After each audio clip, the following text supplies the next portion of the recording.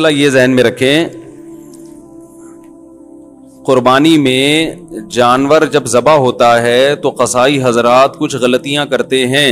میرا ایک بیان ہے قصائیوں کی بدماشیاں، وہ تھوڑا عنوان سخت ہو گیا تھا. قصائی حضرات دو غلطیاں کرتے ہیں. ایک تو یہ کہ وہ جانور کی 4 رگیں کاٹنے کے بعد مزید کاٹتے ہیں پھر، اور اندر نرخرے میں اس کے چاقو مارتے ہیں تاکہ جانور جلدی ٹھنڈا ہو جائے. یہ عمل غلط ہے. اس کا نقصان یہ کہ جانور کو تکلیف بھی بہت ہوتی ہے.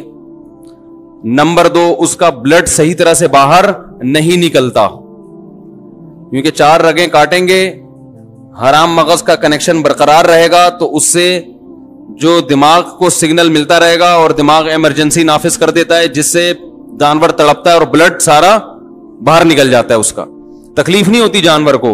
ہمیں لگتا ہے کہ بہت تکلیف ہو رہی ہے لیکن اتنی ہوتی نہیں ہے جتنا نظر آ رہا ہوتا ہے. اس کی وجہ ہے کہ جب ہم جانور کی یہ رگیں کاٹتے ہیں نا تو یہ جو دماغ ہے نا اس کو بلڈ کی سپلائی بند ہو جاتی ہے. سمجھ رہے ہیں؟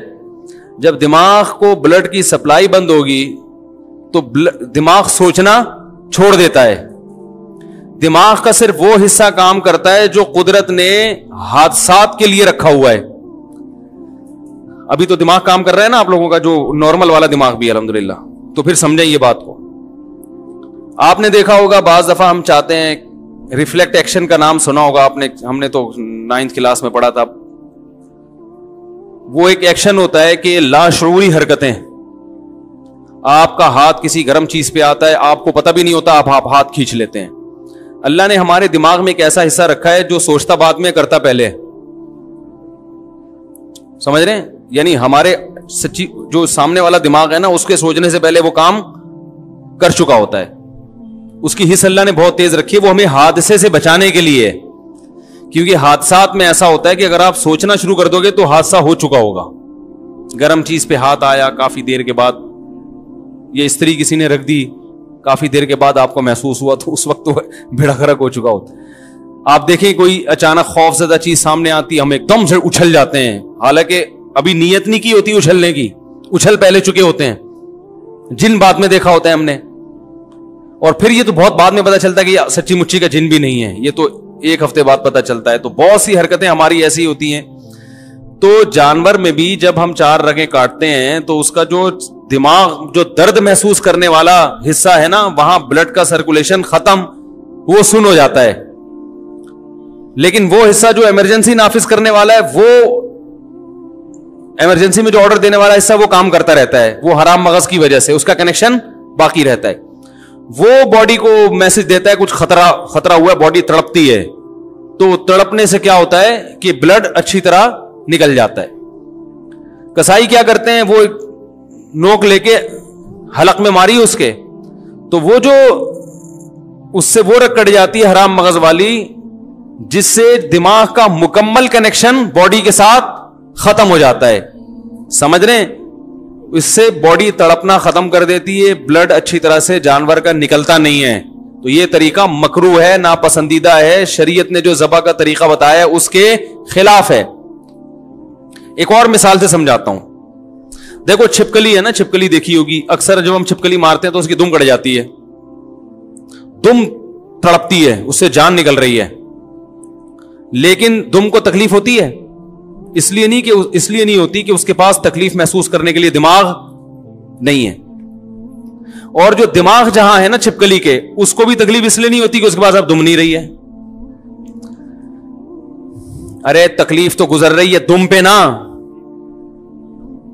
دم پہ تکلیف گزر رہی ہے، خوب تڑپ رہی ہے. لیکن دماغ جو اس تکلیف کو محسوس کرتا، وہ اس لیے محسوس نہیں کرتا کہ جس پہ تکلیف گزر رہی ہے وہ اب دماغ کے پاس ہے نہیں، اس کا دماغ سے کنیکشن ختم ہو چکا ہے. تو وہ تڑپ تو رہی ہوتی ہے چھپکلی کی دم، یوں اس پہ جان نکل رہی ہے تو وہ خوب تڑپ رہی ہے، لیکن نہ دم کو تکلیف نہ چھپکلی کو تکلیف. چھپکلی کو صرف اس حصے پہ تکلیف ہوتی جہاں کٹ لگا ہوا ہے،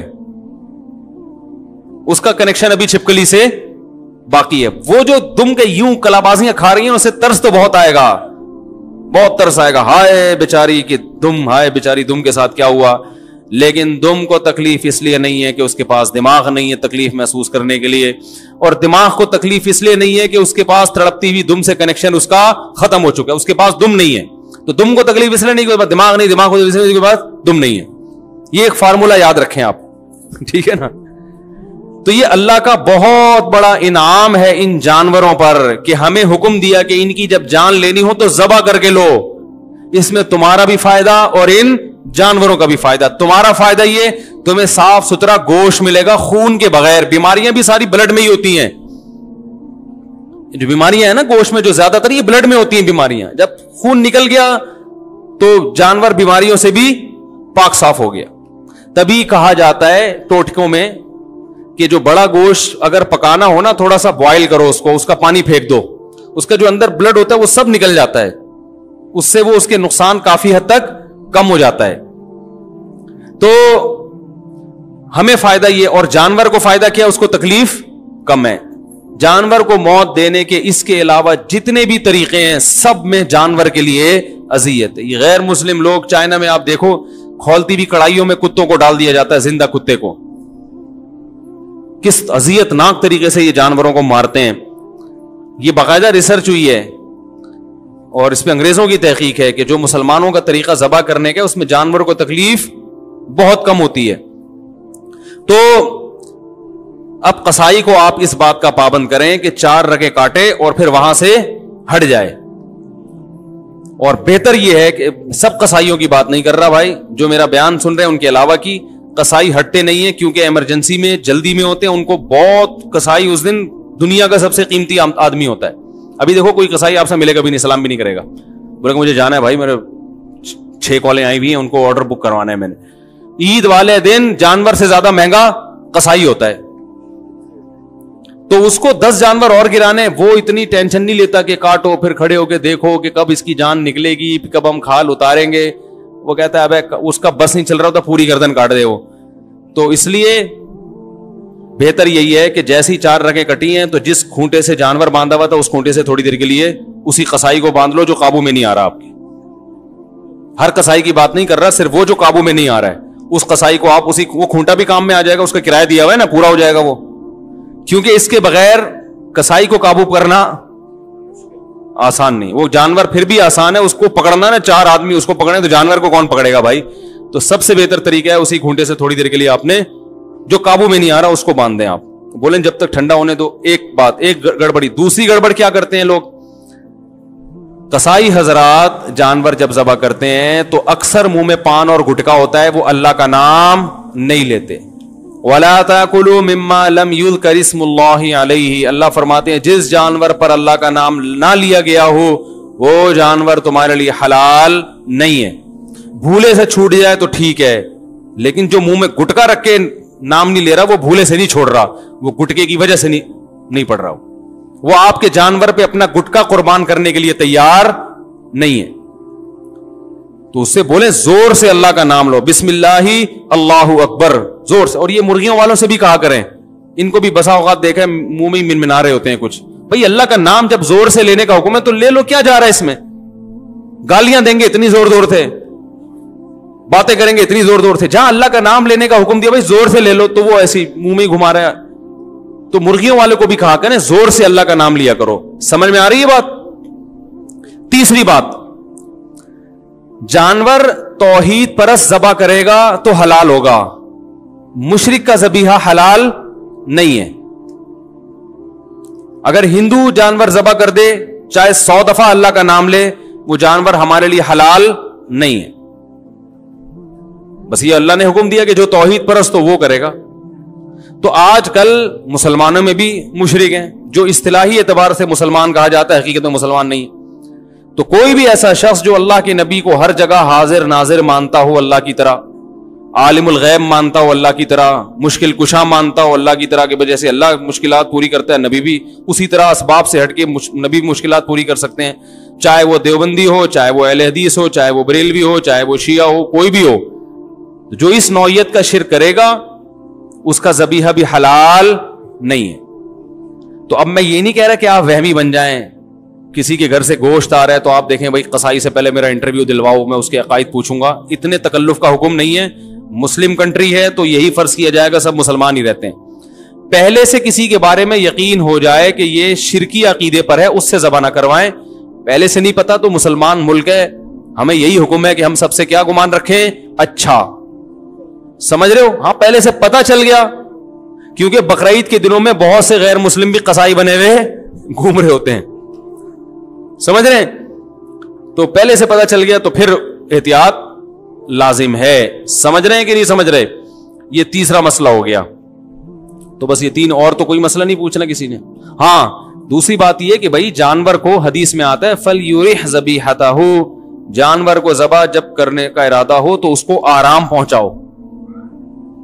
اناڑی کسائی بعض دفعہ آ جاتے ہیں, 1 گھنٹہ جانور کو گرانے میں لگا دیتے, جانور کی واٹ لگ جاتی ہے بیچارے کی. ایک تو آخرت کا سفر ہے اس کا, وہ تو کم از کم تمیز سے اس کو اللہ میاں کے پاس بھیج رہے ہو تو تمیز سے بھیجو اس کو اللہ میاں کے. وہ ادھر سے دھکے ادھر سے وہ بہت مصیبت بنا دیتے ہیں. ماہر قصائی ہوتے ہیں, ان سے کام کروانا چاہیے. اور ذبح خود کرو. قصائی سے آپ جانور گروا دیا, ذبح خود کریں. آپ کو اپنے عقیدے کا بھی پتا, آپ اللہ کا نام بھی لوگے, کم از کم منہ میں گٹکا تو نہیں ہوگا نا آپ کے. علماء کہتے ہیں کہ نیک آدمی کے ذبیحے کا اثر گوشت میں آتا ہے. تبھی تو اللہ نے کہا کہ مشرک کا ذبیحہ حلال نہیں ہے, کچھ تو ہوگا نا اس میں. ٹھیک ہے, اس میں ایک بڑی حکمت یہ بھی ہے کہ وہ غیر اللہ کے لیے کیا کرتے تھے. تو خود کریں ذبیحہ. اور خواتین بھی ذبح کر سکتی ہیں اگر وہ گھر میں ہیں, پردے کا انتظام ہے. خواتین اللہ کا واسطہ روڈوں پہ نہ آئیں, بے پردہ ہو کے نہ نکلیں. آج کل یہ تہواروں کے نام پہ خواتین بے پردہ ہو جاتی ہیں, تو جہاں اپنے سارے محرم موجود ہیں, بے پردگی کا کوئی خطرہ نہیں ہے, تو وہاں وہ اپنے گھر میں اپنا بکرا خود ذبح کریں اور پھر چھری کو چھپا کے رکھ دیں. آپ لوگ سے گزارش ہے تو جو ہے, یا پردے میں آ کے کر لیں ذبح تو اپنا ذبح, ورنہ کم از کم آپ کر لیں.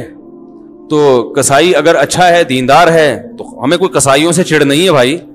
ہمیں یہ اعمال اچھے ہونے چاہیے. قصائی اگر نیک آدمی ہے تو قصائی اس سے ذبح کروا لیں. قصائی بھی بہت نیک بھی ہوتے ہیں, اچھے بھی ہوتے ہیں, ان میں برے بھی ہوتے ہیں, ہر طرح کے لوگ ہوتے ہیں. ہم میں اچھے برے ہر طرح کے ہوتے ہیں, تو ان میں بھی ہوتے ہیں. تو خود کر لیں تو زیادہ ثواب ہے کہ آپ اللہ کے سامنے اپنا جانور خود پیش کر رہے ہیں. اور جب جانور کا رخ قبلے کی طرف کیا جائے گا تو اپنا رخ قبلے کی طرف ہوگا. تو لوگ جانور کو اس اسٹائل سے گھماتے ہیں کہ خود قبلے کی طرف پیٹھ. یہ سنت عمل ہے, ضروری نہیں ہے. اس لیے کہہ رہا ہوں کہ بعض دفعہ جانور اتنا موٹا گھوم نہیں رہا, اب صبح سے لے کے دوپہر تک گھمانے میں لگا دیا اس کو قبلے کی طرف, وہ بددعائیں دے رہا ہے. تو اگر آسانی سے گھومتا ہے ٹھیک ہے, نہیں تو جدھر منہ ہے ادھر ہی کر دیں ذبح. اس کو قبلے کی طرف رخ کرنا کوئی ضروری نہیں ہے, آسانی سے قبلے کی طرف ہو سکتا ہے. اس طرح سے اس کی ٹانگیں قبلے کی طرف ہوں گی تو آپ کا سینہ قبلے کی طرف ہوگا. سمجھ رہے ہیں نا؟ تو اس طرح سے وہ قبلے کی طرف ہو جائے گا آپ کا سینہ. یعنی آپ جب ذبح کر رہے ہو تو آپ کا رخ کدھر ہو؟ قبلے. تو اس سے جانور قبلہ رخ ہو جاتا ہے. اس کو کہتے ہیں جانور کا قبلہ ہونا. یعنی ہو انسان رہا ہے لیکن اسٹائل کیا ہے, تعبیر یہ ہوتی ہے کہ جانور. تو جانور بھی ہوتا ہے, آپ بھی ہو رہے ہوتے ہو. تو اور اس کے بعد وہ دعا پڑھ لو, انی وجہت وجہی للذی فطر السماوات والارض حنیفا وما انا من المشرکین. بعض لوگوں کو وہ دعا آتی نہیں ہے تو دیکھ کے پڑھ لیں. اگر دیکھ کے بھی نہیں پڑھنی آتی تو جانور کو اپنی دعا کی بھیٹ نہ چڑھاؤ. میں نے کئی دفعہ دیکھا ہے جانور کو لٹایا ہوا ہے, 20 آدمی اس کے اوپر بیٹھے ہوئے ہیں, چھری رکھی ہوئی ہے, وہ بیچارہ پریشان دیکھ رہا ہے. ابھی تک تو میری ایسی سیوا ہو رہی تھی, ہر آدمی میرے ساتھ سیلفیاں کھنچوا رہا تھا, جس کو محلے سے پھول ملتے وہ میرے گلے میں لا کے ڈالتا. سروس اسٹیشن کھل گئے ہیں باقاعدہ, یوٹیوب پہ میں نے دیکھا. ایک بیل کا سروس 200 روپے میں, وہ جو جس پانی سے گاڑیوں کی سروس ہوتی ہے اس سے بیل کی سروس ہو رہی ہے. ہو گیا یہ واقعی, بیل دھل رہے ہیں بھائی, پورے ڈیٹول سے نہلایا جا رہا ہے, اس کو تیزاب سے کلیاں کروائی جا رہی ہیں, اس کے برش کیا جا رہا ہے, بہترین چمکا کے سرسوں کا تیل کی مالش کر کے. تو وہ جو بندہ ہے نا وہ بیل لگ رہا ہوتا ہے اس کے سامنے جو کھڑا ہوا ہوتا ہے وہ بیل انسان لگ رہا ہوتا ہے, اتنا چمکا دیتے ہیں اس کو. تو ایسا چمکا دھمکا کے وہ بیل کہے گا اتنا مجھے پروٹوکول. اور اب کیا ہو رہا ہے, اب آپ کو نہ دعا زبانی آتی ہے نہ دیکھ کے پڑھنا آتی ہے, اب آپ وہاں ہجے کر رہے ہو اس اللہ انی وجہت پڑھا ہی نہیں آ رہا. وہ بیچارہ لیٹا ہوا ہے, 2 گھنٹے ہو گئے یار, اس کو کس عذاب میں ڈالا ہوا ہے. تو بھائی نہیں آ رہی, بسم اللہ ہی اللہ اکبر بس. اور اردو میں کہہ دو اللہ تیرے لیے. کس کے لیے ہے یہ؟ تیرے لیے قربان. اتنا بھی کافی ہے, ورنہ عربی یاد کرو اچھا ہے, نہیں یاد ہوتی تو اتنا ٹائم نہ لگاؤ کہ اس بیچارے کا بیڑا غرق ہو جائے, کیونکہ جس نبی نے دعا سکھائی ہے اسی نبی نے یہ بھی حکم دیا ہے کہ جانور کو راحت پہنچاؤ, اس پہ ظلم زیادتی مت کرو. تو یہ حکم زیادہ اہم ہے. اور یہ بھی حدیث میں آتا ہے کہ اپنی چھری کو تیز کر لو. بعض دفعہ یہ بھی دیکھے کاٹ رہے ہیں, کٹ ہی نہیں رہی, پھر کہتا ہے چھری تیز کر کے لا. تو یہ پہلے کر لینا تھا بھائی, یہ کام پہلے کر لینا تھا. تو یہ ساری بدماشیاں ہوتی ہیں. اللہ تعالیٰ حفاظت فرمائے, تمیز سے قربانی کی توفیق